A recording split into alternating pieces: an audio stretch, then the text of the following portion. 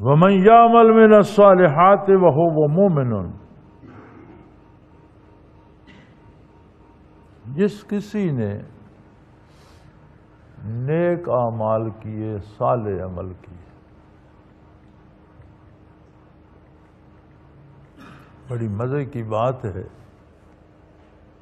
ہر بندہ جو کچھ کرتا ہے وہ کہتا ہے میں نے ٹھیک کیا، اس کی رائے میں وہی عمل صالح ہوتا ہے۔ کوئی قتل کر دیتا ہے ناحق، اس سے پوچھو تو پتہ نہیں کتنے جواز بتاتا ہے کہ اس کا علاج یہی تھا، اسے قتل کرنا چاہیے۔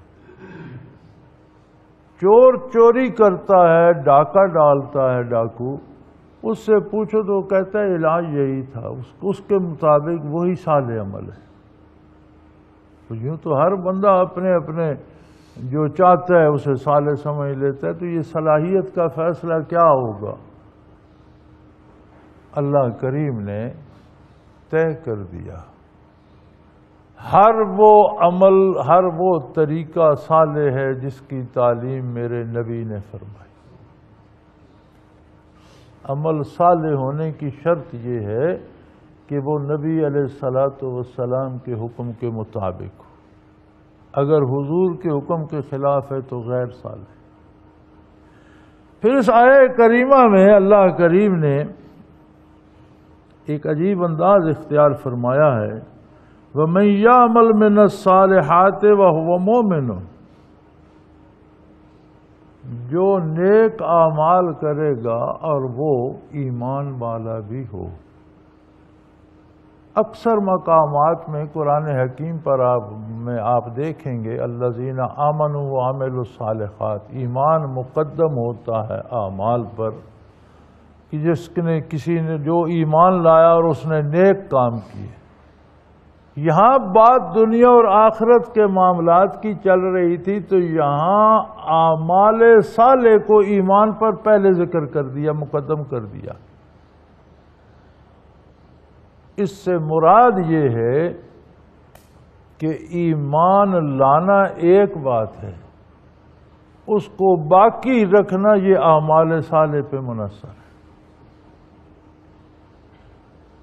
ایمان لانا ایک بات ہے، ایک بندے نے کلمہ پڑھ لیا، توحید کا اقرار کر لیا، رسالت کا اقرار، اب اس اقرار کو حتمی طور پر باقی رکھنا یہ اس کے کردار پر منحصر ہے۔ اگر کردار صحیح نہیں ہوگا تو ایمان کو زک پہنچتی رہے گی، نقصان ہوتا رہے گا، اور بعض اوقات گناہ اتنے بڑھ جاتے ہیں کہ بندہ ایمان چھوڑ کر کفر میں چلا جاتا ہے۔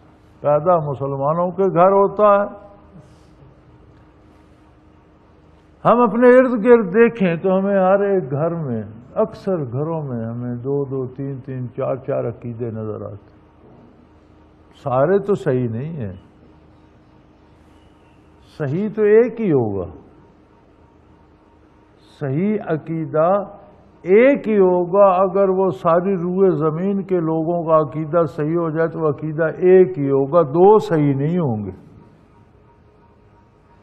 تو یہ گھر میں چار چار کیوں ہو گئے؟ بھئی باپ دادا مسلمان تھا، صحیح العقیدہ تھا، نماز روزہ کرتا تھا، اب جو گھر میں آیا تو وہ پتہ نہیں کیا سے کیا بکے جا رہا ہے، اور اس نے نئے عقائد گھڑ لیے ہیں۔ کیوں؟ کافروں کے گھر میں پیدا ہوا، کافر ہے، بات سمجھ میں آتی ہے۔ مسلمانوں کے گھر میں پیدا ہو کر کفر کی گود میں کیوں چلا گیا؟ یہ آیہ کریمہ بتا رہی ہے کہ کردار صحیح نہ ہو تو ایمان بھی ضائع ہو جاتا۔ ایمان لانا ایک بات ہے، ایمان کو قائم رکھنا، اس میں ترقی کرنا، یہ اعمال پہ منحصر ہے، کردار پہ منحصر ہے۔ ہمارے ہاں تو رواج ہے، ہم کہتے ہیں خیر ہے جی، شفاعت ہو جائے گی، اللہ بڑا کریم ہے، پیر صاحب بخشوا لیں گے، فلاں بزرگ بخشوا لیں گے، نبی کریم صلی اللہ علیہ وسلم سفارش فرمائیں گے۔ ساری باتیں درست صحیح، لیکن سفارش پر بھی تو پابندی ہے۔ اس قابل تو بندہ رہے، غیر مومن کی تو سفارش کی بھی اجازت نہیں، نہ پیر صاحب کو اور نہ انبیاء اور رسل کو۔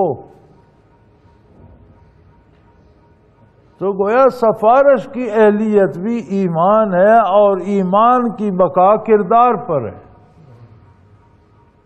تو کردار صحیح نہیں ہوگا تو ایمان بھی خطرے میں ہوگا۔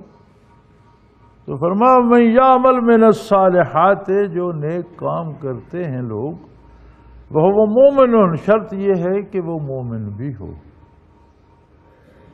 نیکیاں بعض اوقات کافر بھی کرتے ہیں، اسپتال بنا دیتے ہیں، کنویں بنا دیتے ہیں، لوگوں کی پانی پینے کی جگہیں، راستے پل بنوا دیتے ہیں۔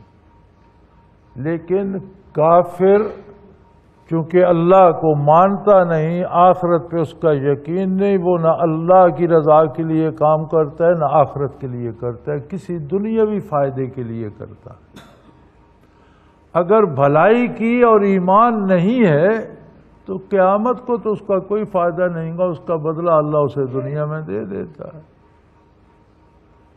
نیکی کرے، بھلائی کرے اور اس کا ایمان بھی ہو، فلا یخاف ظلما ولا ہدما، پھر اسے کوئی ڈر نہیں کہ کوئی اس کے ساتھ زیادتی کرے گا یا اس کے اعمال میں کوئی کمی کر دے گا، کبھی نہیں، زیادتی ہوگی۔